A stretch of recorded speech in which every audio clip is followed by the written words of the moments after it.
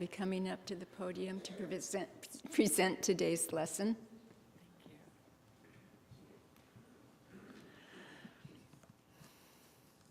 When I came in at 8:15, Marilyn said, Reverend Eunice just called, and she has food poisoning. And so I thought, okay, so this is my challenge. But I want you to know that members of the search committee met with her yesterday afternoon because after service today, she was going to go straight to Arizona to move in with her sister a while because she had quit her job at the Oakland Center for Spiritual Living. And she was just going to go stay with her sister till she found her right and perfect place. She is a delight, an absolute delight. She had a ministry in Dayton, Ohio for 9 years. And when the minister out here in Oakland, who's been her prayer partner for 20 years, said, I need an executive director and I want it to be you, she answered that call. And she said it was interesting because it only took her a couple of weeks to realize they couldn't afford to have an executive director. And so she went through all of the financials, the books, the policies, and everything, got them on track to a good space, and now she wants to go back to pulpit ministry. So we hope to have her back soon because, as I said, she was just a delight, and everyone seemed to be really at ease with her, and so I hope she can come back soon. We'll see. Another thing I wanted to bring you up to date on, and I was going to wait until my talk in December, but since I have a talk to fill this morning, I thought what the heck, just bring it up now. Well, if you read this morning's paper, you know that editor Silas Lyons wrote a beautiful editorial stimulated by the questions from Bob Rock. Bob, raise your hand. Great question, Bob. Why are they publicizing so much crime and murder and bad stories in the paper? Where's the balance, So the whole editorial was about Bob's question, which was great. Well, a few months ago, Bob also has a passion for Jesus. And he's an associate of the West Star group that has been examining the teachings of Jesus to discern, well, what did Jesus really say and do versus what, the stories year on after year developed into. And we're so lucky in the past 20 years that scholars have been analyzing in depth the fragments of manuscripts that were found in Nag Hammadi, if you've ever heard of that. One of them was the Gospel Q and the Gospel of Thomas. Well, Bob has been intimately involved in that study of those two Gospels that didn't make it into the Bible.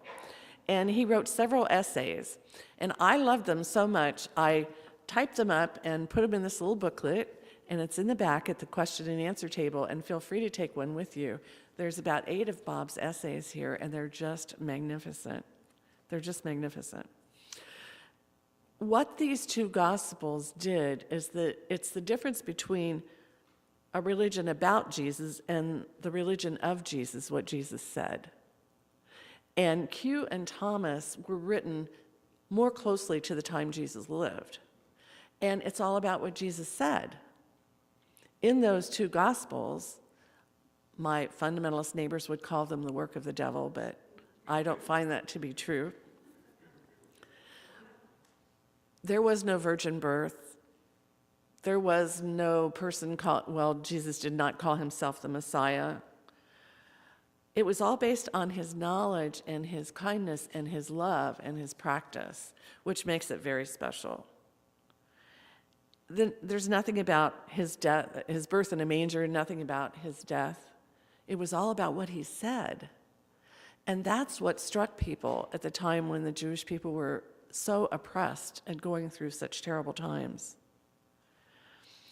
And just a couple of the things that were said, Jesus said, "Those who seek shall not stop seeking until they find.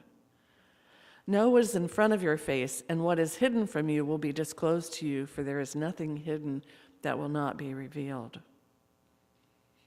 Jesus said, "After all, what goes into your mouth will not defile you. It's what comes out of your mouth that will defile you."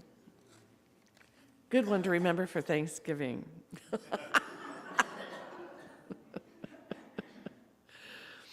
What you're looking forward to has already come, you just don't know it yet. I like that one. Jesus also had a good sense of humor. So enjoy that. Enjoy that reading. We'll make as many as we have to because I want to share that with you. So what this also has to do is the dialogue of Jesus, and for me, the dialogue around Thanksgiving.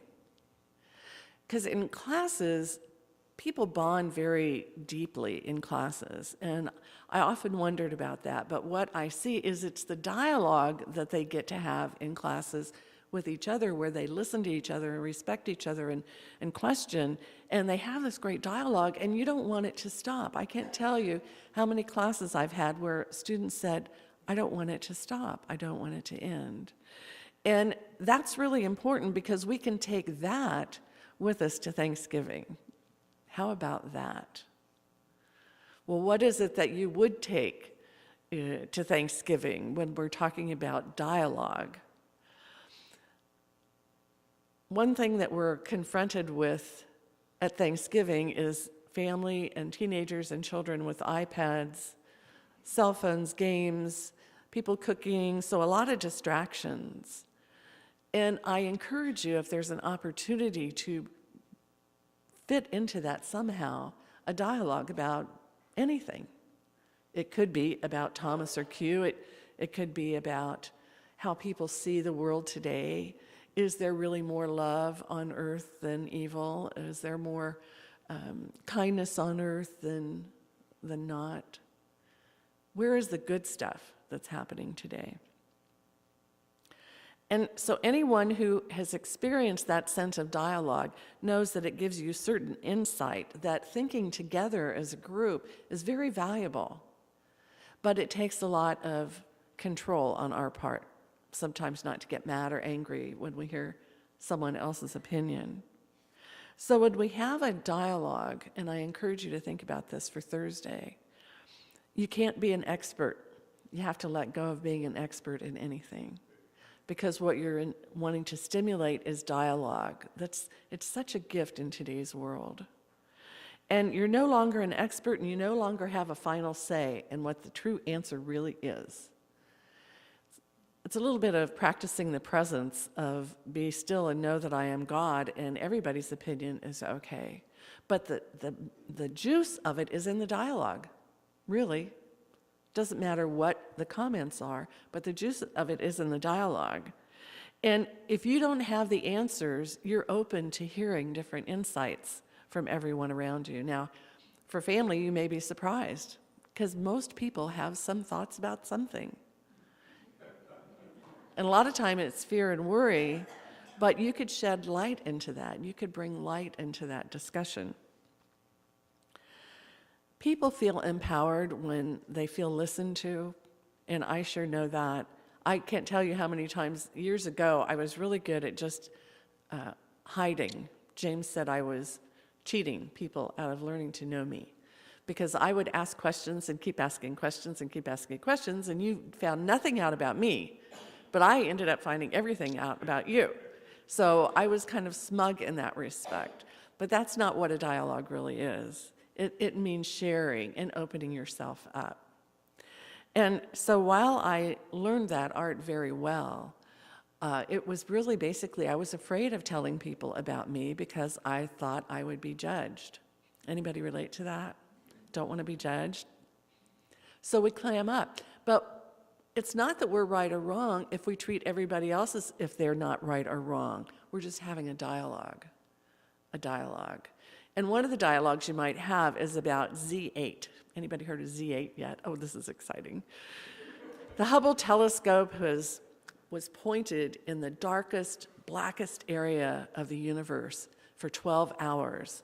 And they thought, it's just black out there. But what they found was 100 other more galaxies, not 100, 1,000. In fact, they couldn't even count how many.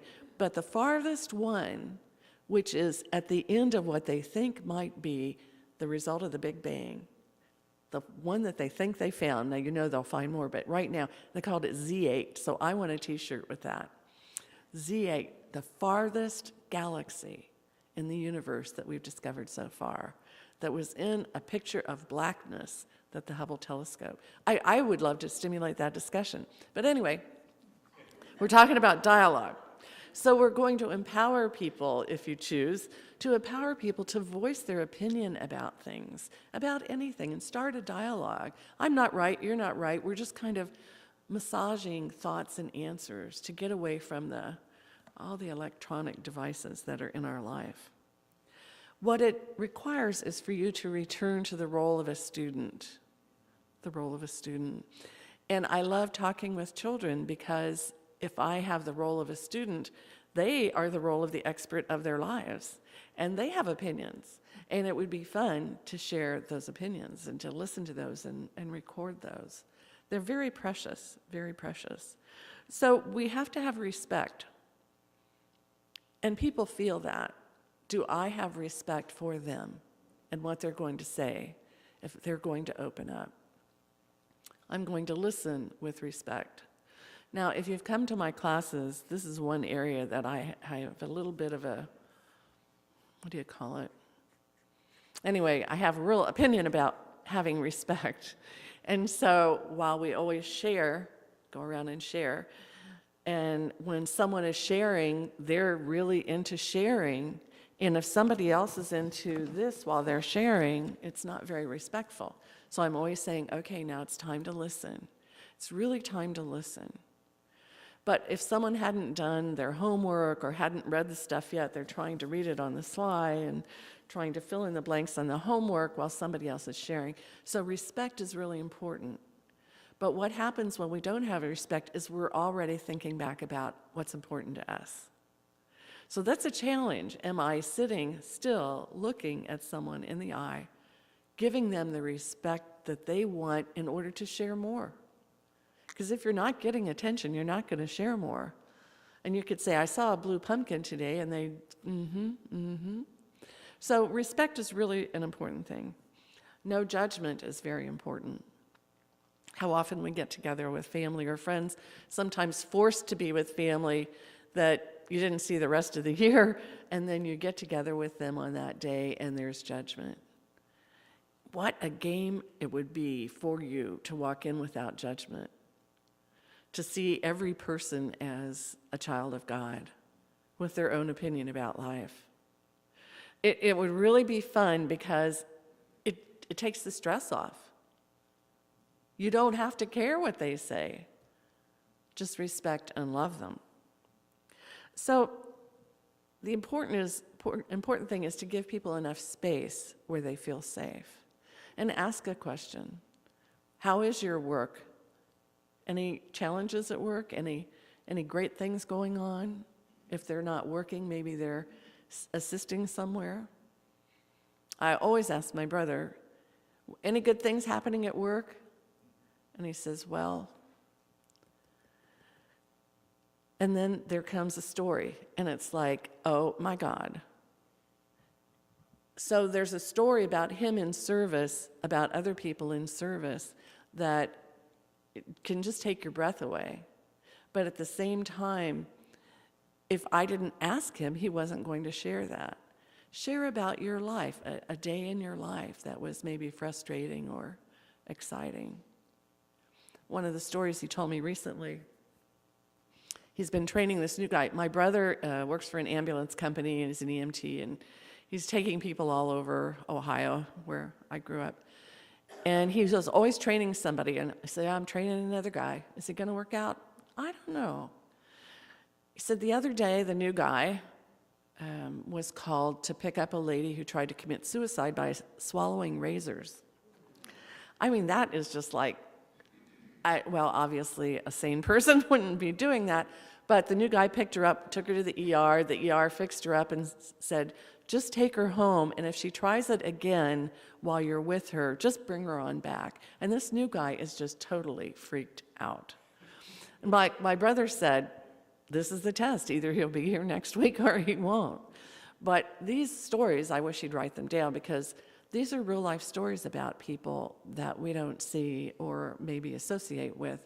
But a lot of bizarre things are happening out there in the world, and probably some interesting things that are happening to your friends and relatives that you'll be with this week.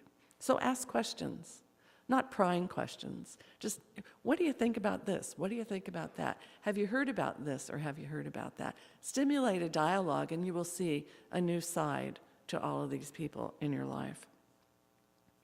Dare to go deeper is another thing, and that is at your own obvious discretion about going deeper in what you believe about life. Do you really believe that it's all energy in motion? Do you really believe that that energy was created by God?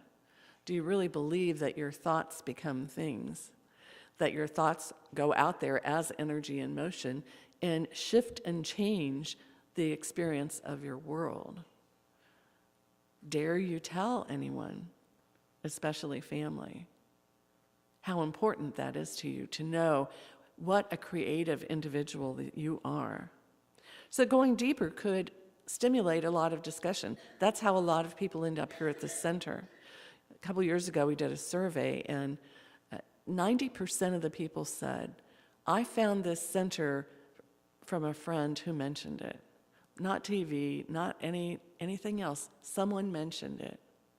And it's changed hundreds and hundreds of lives. So dare to go deeper. It's called leading from behind, opening up the space to allow people to examine their way, their beliefs, their knowledge. You know, a leader in dialogue, someone who's really good at bringing out the thoughts and beliefs of others, does it through, and sometimes we sit in a circle or we're sitting around a table, but however it is, equality is important.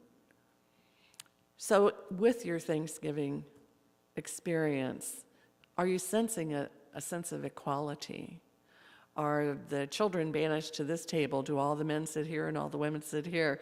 Are there ways to bring them together in some shape, matter, or form to give everyone that infinite sense of equality? And then always speaking your truth. So this is a question for you. Can you make your intention this week to master the art of dialogue with family and friends on Thanksgiving? Could that be your intention? It would be a wonderful intention. People would see you in a new way, and they'd have greater respect for you. Our intentions are very, very powerful. Every day driving in, I say, what is my intention for the day? If I'm tired, my intention is to feel alive with the grace of God. So intentions create the seed from which you water that plant during the day, and it creates a beautiful blossom, which is called our life. One of the things that we can do in this art of dialogue is share a wild idea, just a wild idea, and just see what happens, see what people think. And there's an ancient anecdote that says the best way is to deliberate while drunk and decide while sober. I thought that was really cute. I mean, haven't you had a few beers or something at some point and you've had the best idea in the universe? And then you wake up the next day and think, well, we'll tweak that a little bit and see if it still fits. See if it still fits. I know Paul and I get on a time when we're both so full of ideas and I'm writing them down and it's just great, and then reality sets in, but at least there's some seeds there of creativity. We've tapped into the intuitive nature that is our connection with God. And most importantly, don't take offense at anything on Thanksgiving, because as Emma says, everyone's doing the best they know how to do in their best interests at every moment. So there's no reason for me to take offense at anyone doing what they think is in their best interest, no matter what that looks like. That's a good thing to learn. And so someone says, well, what happens when they say, I've got a really stupid belief in God, and it just kind of goes by? I'll be darned. I'll be darned. That's interesting. That's a good answer. That's interesting. Not my experience, but that's interesting. So Emma is a golden thread in our life. So we can't take offense at what anybody else says or does. And being with family often triggers old patterns, like Uncle Joe always does this, or Aunt Alice always does this. Not always true, because it's expected of them when you get in a dance in family. So it's interesting to kind of break up those old patterns. Break them up a little bit. In order to do that, invoking the whole in our own mind. It's all God in action. It's just the play of spirit in each one of us. And people will feel heard and they will feel grateful for your presence. They may not tell you, but they will feel that way. Now, my family growing up had Thanksgiving had Thanksgiving dinner every Thanksgiving, but because my mother and her brothers and sisters were raised in the Depression, before computers, before most things, they used to play when they were kids. And so it always inspired us children who would sit on the floor. We'd just notice all the parents are gone. They just kind of disappeared. And we're going, uh-oh, we know what's coming. So we'd all sit down, and it wouldn't be long. Here would come Uncle Bud with my mom's red wig on. Here'd come my mom with a majorette drumstick, and they would do a parade. And they would always do these parades, and they would do the Fort Laramie Fight Song, and they would dance through the house and do these parades, and we were just awe-inspired. But that's what they did when they were young. That's how they enjoyed life during the Depression. So for me, Thanksgiving is a remembrance of all that, remembrance of some of the crazy things they did. And it was always followed by Uncle Jim going out, getting a branch off of a tree, bringing a little footstool, and he was 6'4", and he would stand on top of this footstool, and we would sing all the old songs on top of Old Smoky, 5'2", all these wonderful songs, and we'd sing and sing and sing. So that was my growing up Thanksgiving, and it was very precious. But you know, when I got married and moved away, I remembered, doggone it, we never talked. We didn't talk. I didn't even know where my cousins worked. I didn't know what their life was like. I love them, but they're strangers. And so this is why I invite you to the Art of Dialogue this Thanksgiving. Everybody is so precious. They all have a seed of greatness in them. And I encourage you to dig a little deeper, and they will be appreciated more, and so will you. So join me in a prayer about this.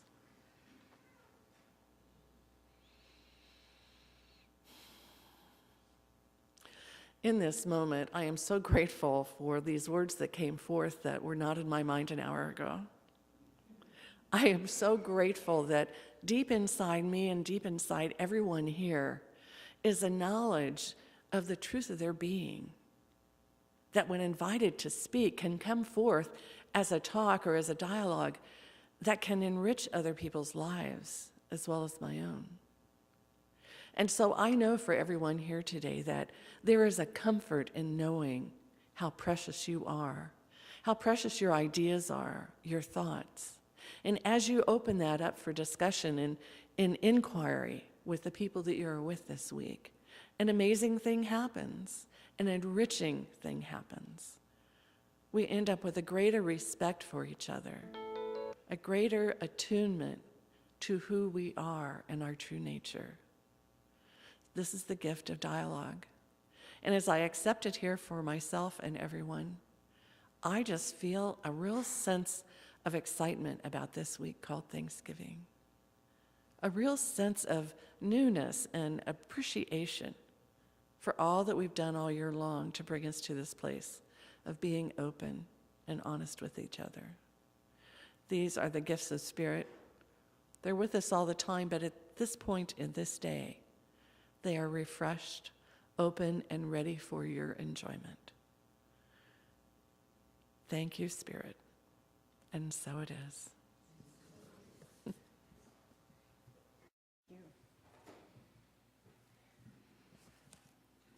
You know, when I was a child, I always watched the Mickey Mouse show. And I remember Thursdays were anything can happen day. But now it's a Sunday. When I got here at 8:15, Marilyn said, Reverend Eunice called and she has food poisoning. And oh, my heart just sank. And then I thought, Reverend Kay always says, in a pinch, I'm there for you. I can give a talk about anything. So I called her, and she has the flu. So it's like, okay, God, here I am. What are we going to do? So it'll be what it'll be. It's anything can happen day. I did want to say, Martin, that music that he plays is so beautiful, and Holly too, just so wonderful, wonderful, wonderful. And the secret is, it's his CD that's on sale in the bookstore. You want that CD, believe me, it's magnificent. And Holly's music too, she has several CDs, and we're just really gifted with great talent here. Speaking of talent, Bob Rock is a member of our congregation, and he was here, he always comes at the 9 o'clock. And Bob is an interesting person in many ways, but if you read the newspaper this morning, Silas Lyons, the editor, said, Bob Rock called me and said, why do you print so many stories about murder, accidents, problems? It makes Reading look bad. Is there any proof that this helps anybody? And he put his whole editorial on Bob's comments. And so it's really worth reading if you read it online or in the hardcover, which we like. But he's a very brilliant man. And a couple months ago, he started giving me articles, essays that he wrote. Now, Bob is a member of the West Star Institute, and West Star is the one that did the Jesus Seminary, brought over 200 scholars, Jesus scholars together, and deciphering what is it that Jesus really said versus what the church added in later on down the line. Well, Bob's essays turned into a labor of love for me, just reading them.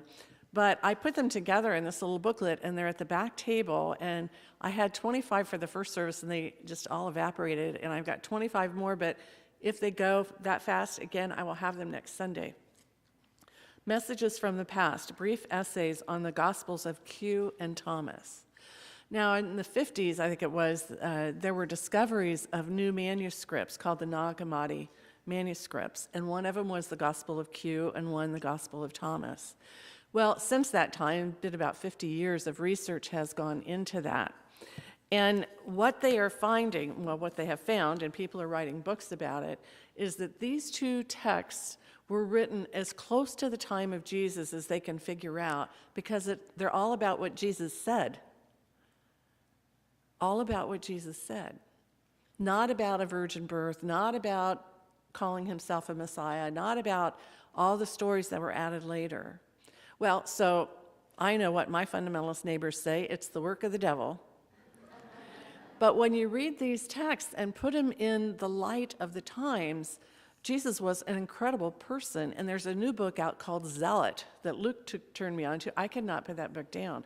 Zealot, because he was so passionate about how badly the Jewish people were treated, and he had all these wonderful sayings, and that's what these texts are about. It's more about the words of Jesus, not Jesus himself as Savior. And so he says things like, those who seek should not stop seeking until they find. Know what is in front of your face, and what is hidden from you will be disclosed to you, for there is nothing hidden that will not be revealed. After all, what goes into your mouth will not defile you, rather it's what comes out of your mouth that will defile you. A lot of good wisdom from this guy. I finished reading The Zealot in a couple days. It was so good. And I first was angry at all the myths that were added on to the basic sayings of Jesus. All the things that were made to put people in line, to get people in line, and to hold that line. So I was feeling very angry, and then Luke said, why be angry? Be joyous that you've learned this stuff. Well, I can be joyous that I've learned this. Because at the end of the book, Zealot, he says, so what? All of these stories are just myths. But this is a man that you would really want to follow for what he truly said. So that ushers us into the whole season. So I'm honored to have Bob Rock, not only in this congregation, but writing essays about this. Brilliant man. So that brings me to, well, what else can I talk about? That didn't take long. And I have to go back to my bringing up upbringing in Springfield, Ohio, and all my family in Ohio when I was growing up. And our family always got together on the holidays, and it was quite a big family with lots and lots of cousins and aunts and uncles. And one of the things I realized after I left Ohio is that all those years that we got together as a family, I didn't know much about the family. I didn't know what my cousins did for a living. I didn't know much about anything about them other than we got together and we had a good time. And what I'm learning as a teacher is that it's important to dialogue in a deeper way. And so I was sharing with the first service, and Sherry came up to me and said, "You ought to put that story at the beginning." So I said, "Okay, I'll put the story at the beginning." When we grew up, whenever our family got together, all my aunts and uncles grew up in the Depression together in the same little town called Fort Laramie, Ohio. And they were obviously very poor, and this is before most of any of the utilities and the things that we use to keep us busy. And so what they did is they always had plays, and they would do make-believe, and they would have parades, and they would just do all kinds of things just to entertain themselves in between helping with everything else that they did to survive back then. So whenever my family got together, whenever all the cousins, we started noticing all the adults are not around. One by one, they're somewhere, but all us kids are just there now. We knew to sit down and get out of the way because they were going to have a parade, and they did. And my uncle would wear my mom's red wig, and my mom would have the baton from Fort Laramie High School, and they'd do cheers and dress up and sing the Fort Laramie fight song, and we were just sitting there stunned. When the kids get together now, they don't do any of that because we didn't grow up that way, but for them that was fun. It was really fun. It was really fun. And yet the dialogue was missing. And then after that, my Uncle Jim, who's 6'5", would get a little footstool, and he would stand on top of it with a branch off a tree, which was his baton, and we would all sing, and we'd sing on top of Old Smoky, 5 Foot 2 Eyes of Blue, all the oldies, and we'd sing for hours.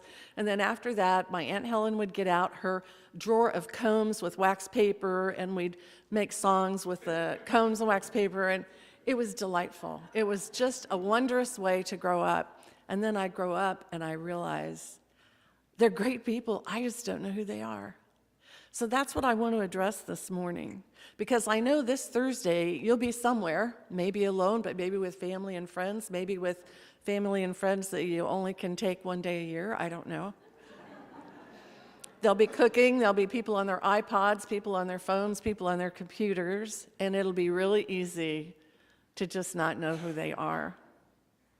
I know when I have classes here, the dialogue gets so rich because I just really work to get people to interact with one another. What are your thoughts? How do you see this material? And they get so bonded. Often at the end of the class, the last class, people say, we want it to go on. We don't want to lose this bonding, this closeness that we've generated just over 8 weeks. So I realize how important that is. So I thought I would challenge you this week, whoever you're with, to kind of deepen the dialogue, invite it. Find out who these people are that you call your friends and family. What do they think? What do they believe?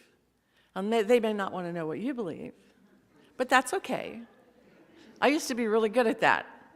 James called me a cheater because I would ask people questions to get them to talk, and I never had to share anything. And he said, "You're cheating people out of who you are." Well, that was very insulting to the adult me. So I would try it on. I would say, guess what I did this week, blah, blah, blah. And people would go, okay. And no judgment. It was like, that was safe. Okay, now I'll share a little more, And finally, that fear of being judged just vanished.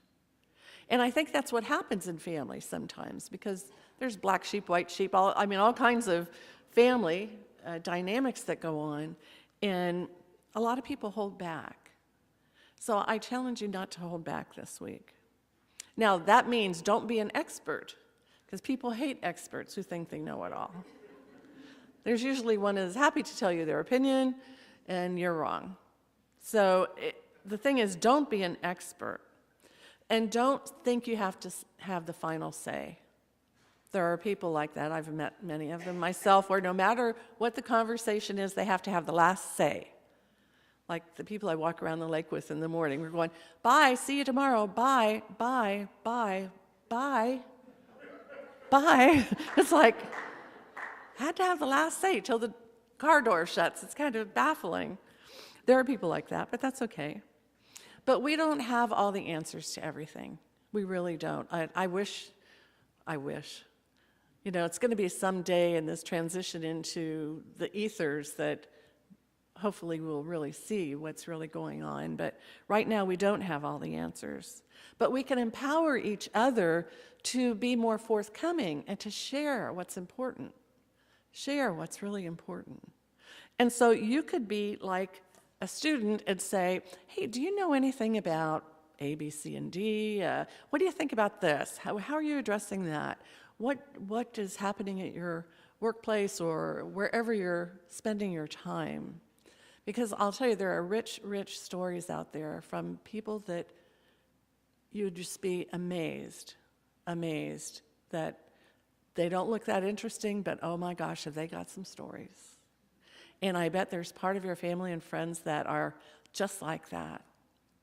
In fact, I remember about 8 years ago, I went back for a memorial in my family, a celebration of life, and I hadn't seen my cousin Annette for 10 years at least. And I didn't even know what she did for a living. And I said, Annette, oh, it's so good to see you.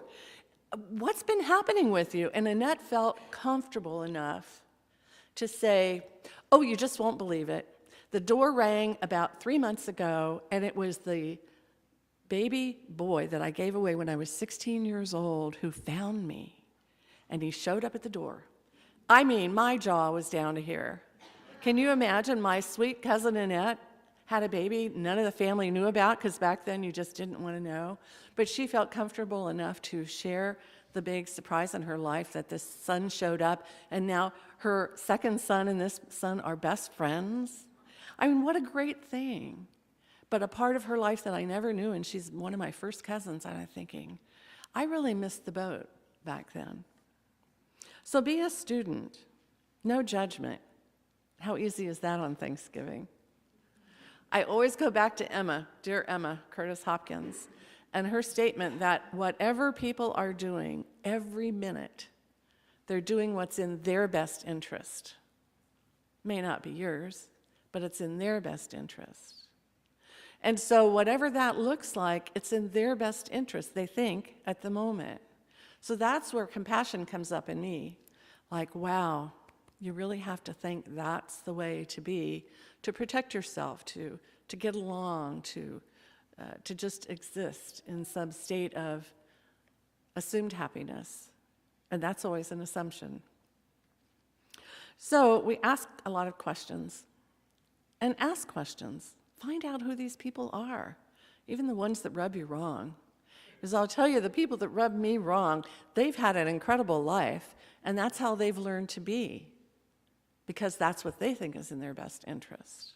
So it's fascinating to watch all the dynamics when people get together, especially this time of year.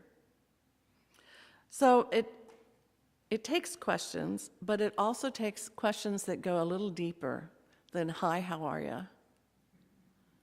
Hi, how are you? It doesn't get you very deep. Here's a good one. I don't know if you know what Z8 is. I'm going to get me a t-shirt that says Z8, because the Hubble telescope, they pointed this telescope at the darkest, blackest patch of the universe not too long ago, and they kept it on there for 12 hours, and they didn't think they'd see anything. What they saw were thousands of galaxies in deep, deep, deep space. And they think they saw the one farthest away, which meant that would have been the first creation after the Big Bang. And they're calling it Z8. Why? I don't know. But I think it's just the coolest thing. Did they really find the edge of the universe through this telescope that focused on the darkest, darkest part of the universe? I mean, that's worth a whole day's discussion if you're into it. Some people may not be, but that's okay. But science is finding that the universe is just a field of energy, just one field of energy, and it's all energy. That, to me, is a great topic for kids, for teenagers. It's just a fascinating thing to think about. So I encourage you to go deeper. It's also called leading from behind. You know, if you're a good teacher, people say you teach really well. No, not really. I just facilitate everybody else joining in the event or joining in the discussion. And so examining things in the world is really good. I'm examining things every day, watching the news and how everything's playing out, trying not to get caught up in it. Because as soon as I get caught up in it, I know I got caught up in it. And it's really all the play of God unfolding in the universe. So in this moment of Thanksgiving, see if you can gather around with people. It doesn't have to be in a circle or an oval or a square, but just in conversation and encourage it to go a little deeper. And I think you'll find some real richness there about family and friends that you really didn't know before. Some real richness. So one of the things to do is to walk into your Thanksgiving with an intention to be love in action, an intention not to judge. Everybody's doing the best they think they can. That intention opens up people. When they feel like they're not being judged, it allows them to relax a little bit, because even the look in your eyes is a judgment at times. Just be relaxed and see what juice comes out of that. It can be just a really incredible, rich experience. Practice deep listening, and often that requires more listening than talking. But deep listening is more than the words, it's listening with the heart. Because sometimes you're not going to hear stories that are very pleasant. I've got a rotten boss, and I got my pay cut, my hours cut, but deep listening allows compassion to come forward, so a person even has the room to think through the situation and come up with new options. That's what deep listening allows. And every once in a while, it's fun to throw out a wild idea, just a real wild idea. Now here's a quote. There's an ancient anecdote that says it's best to deliberate while you're drunk and decide when you're sober. Ever felt that? When you're just in this delirium and all these great ideas come out and you look at your notes the next day and you go, oh my God. But sometimes a wild idea stimulates ideas that never would have been developed anyway. So if the conversation gets too boring, throw out a wild idea and just see what people think. Just see what people think. I love the new show, Duck Dynasty. I don't know if you've watched. I love that show. Coming in on the radio this morning, it's Uncle Si, if you know how he talks. And he says, I'm making my first Christmas shoebox for kids, and I'm having trouble figuring out what to put in it. But I finally got it figured out, squirrel jerky. It's a hysterical show. And at the end, the family is around the dining room table, and they're praying. It's so beautiful because they are setting a new tone in TV. And it's really catching on. I know that because we were down in Half Moon Bay the other day for a day of rest and peace, and we were at the Half Moon Brewery, and it said on Wednesday night we're having Duck Dynasty, duck calls, and hors d'oeuvres and beer and everything. And I went, oh my God, they're even doing it in bars. So it's having an impact all over the place, supporting a wild idea. And what that also means is not taking offense at anything anyone says, because it's just their opinion. You know, I learned long ago to any negative energy that comes my way, just go, oh, that was interesting. Well, that was interesting. Never thought of it that way. That's about as much energy as you have to give it. Just don't take it personally. And watch out for old patterns. Like when Uncle Joe says this, you always walk out of the room. Oh, that's an old habit pattern. Challenge somebody. Make a joke. Just lighten up the load. Old habit patterns are just that. They keep us where we were, not where we want to go. So the most important thing, of course, is to see that each person in your life this week is a beautiful, amazing child of God. Everyone, no matter what. And that will get you where you want to go from the spiritual basis on Thanksgiving. So set your intention. Have fun with it. Find that golden thread of juice in this array of people that you surround yourself with this week. And know you are so deeply blessed. And so it is. Thank you.